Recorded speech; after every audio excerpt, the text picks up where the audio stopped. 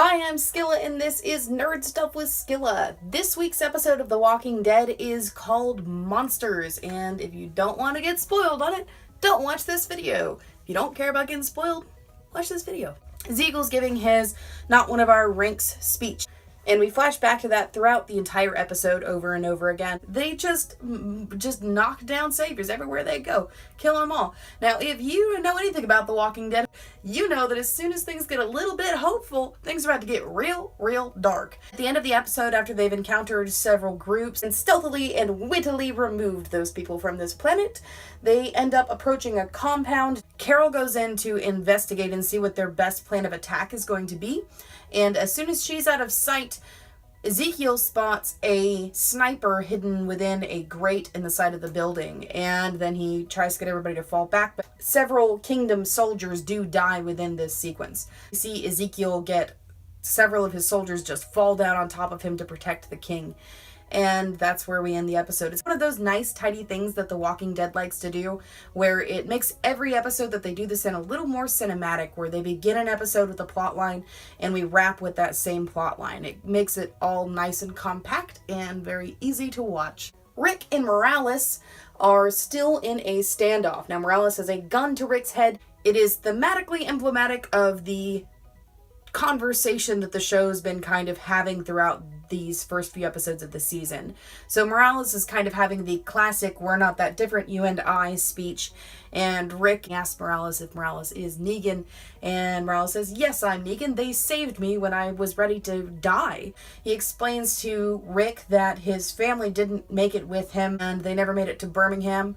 I'm sorry to hear that, guys. Birmingham's a really nice place to be. Birmingham might have been a really smart place to go, honestly, just because so many people are armed in Birmingham. You'd think that they really held off a lot of walkers. Daryl sneaks up behind him and puts a bolt in him to Rick's disappointment. Rick tries to stop him, but he still does it. Now, I do think we might have a confrontation between Rick and Daryl sometime this season, because it seems like Daryl's being a little bit loosey-goosey with the rules. The remaining saviors begin to come inside, and Rick and Daryl have kind of a shootout, and they run out of ammo, or mostly out of ammo, and then Rick shoots a fire extinguisher, and it just fills the entire floor with fire extinguisher smoke. It's not really smoke, but you know, the stuff that's in a fire extinguisher. And I'm not really sure about the logistics of how that would actually work, but I'm not convinced that it would work exactly how it did in the episode. It was a cool scene though. It looked cool. As they begin to leave, they are shot at by a young savior named Todd, who Rick gives him his word that he's going to let Todd go if Todd tells him where the weapons are being held. But then Daryl goes off and kills Todd as soon as Todd gives him the information, and Rick's like, not cool, dude. He says it with his eyes. You see Eric and Aaron outside up next to a tree, and we have a really heartfelt scene between the two of them, in which Eric tells Aaron that he needs to go back and fight because they need him inside, and that he can bleed there on his own and he'll be just fine. Which is really exactly what his character would do. You know, he's always there to hold Aaron up or be the voice of reason, mostly the voice of reason. That's who Eric is to Aaron. And it was just such a sad scene. He leaves him there.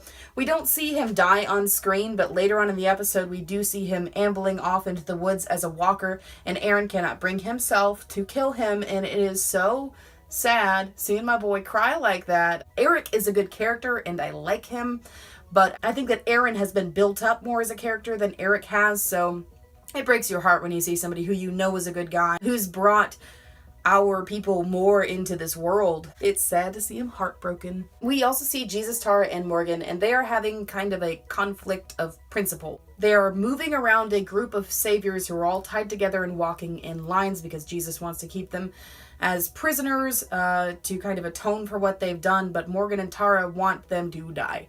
And Jesus is like, we gotta build a better future, guys. We gotta build a path to peace for after this all-out war is over. Morgan and Tara are like, no, we need to kill them.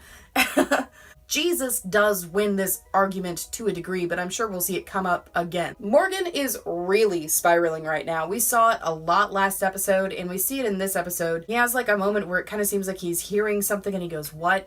And he's just such a fantastic actor. And unlike a lot of foreign actors who come over and try to do an American accent, the actor who plays Morgan, it never slips. It is always perfect. His accent is always perfect. You know, Rick, sometimes his accent goes in and out, but Morgan is always perfect. He always sounds perfect, and I love him. But we get one of the, maybe the best fight scene we have seen so far in The Walking Dead. And it is between unarmed Jesus and stick-wielding Morgan. And oh my god, it's like, just awesome. I love seeing a fight scene where you're just like invigorated afterwards. You're like, that was so cool. That took so much talent. Because there's not stunt actors in this. You see the actors, and if you watch The Talking Dead afterwards, you saw them rehearsing over and over and over again. You can tell by watching the scene that they rehearsed the shit out of this fight scene. All of the choreography is perfect, and it's so cool to watch things like that and watch actors interact on that physical level,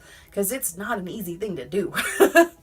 And I really loved watching the two of these really great action actors rumble with each other and then have this really emotional moment afterwards where Morgan says, "I'm not right, but that doesn't mean I'm wrong." And then Tara tells him, "You are right." But I think they're talking about different things. I think that Morgan is talking about his sanity, and when he says, "but that doesn't mean I'm wrong," then he's talking about the situation. And Tara, I think, is only talking about the situation. Morgan just walks off into the woods. He's gone for now. He'll come back, but he's gone for now. The only other thing we really see in this episode is Gregory come crawling back to Hilltop. He apologizes, and then he pleads and begs like that weaselly little dirty worm that he is. They ask him why he's driving Gabriel's car, and he's like, "I don't know who that is." You just don't care who he is. You know who they're talking about, because you left him for dead. And now he's in Negan's clutches because you're a piece of trash. I just loathe Gregory. He's one of those characters you just want to strangle. He's Joffrey, man. Like, you just cannot stand this man. It's not even that he's evil. He is a coward, and he is somebody who's only out for themselves. Now, you take cowardice and selfishness and put that into a position of leadership, and you get a kind of character that I really hate. And I'm sure a lot of people feel that same way. But Maggie lets him back in because she is a good person, and he comes in and he's like, "Oh, thank you. I didn't realize how bad the Saviors were till now." Yes, you did. You piece of shit. You knew that they were bad. And you're just gonna let them lay waste to everybody because you're terrible. You're a terrible person, Gregory. Shortly after that, we find out that not only is Gregory back at Hilltop, but Jesus has arrived with all the prisoners that he took, and Maggie is going to let them be jailed at Hilltop. Little does she know that Aaron and baby Gracie will be there soon as well. Hopefully. I'm sure they will. I thought this episode was really good. There were a couple of moments that made me laugh. The walkers doing their little, like, playground roll down the hill. When I saw the preview for that in Talking Dead last week, I laughed so hard. Daryl was really cool in this episode. I like that they're setting up something between Daryl and Rick because they haven't had a lot of confrontation between the two of them in a very long time. So I think that's going to be a really good thing for them to do with those characters. What scares me about this episode is that we now know that my girl Carol, she's about to get taken hostage. Don't like that. Because if Carol dies, I will legit cry. I love her so much, and I don't want her to die. If Carol dies, I'm just going to be heartbroken. Now, they also kind of set up Ezekiel like he's a possible death as well, with as cheerful and bright as he's always been. In this episode, he's truly, truly hopeful, and he's really leading people into victories.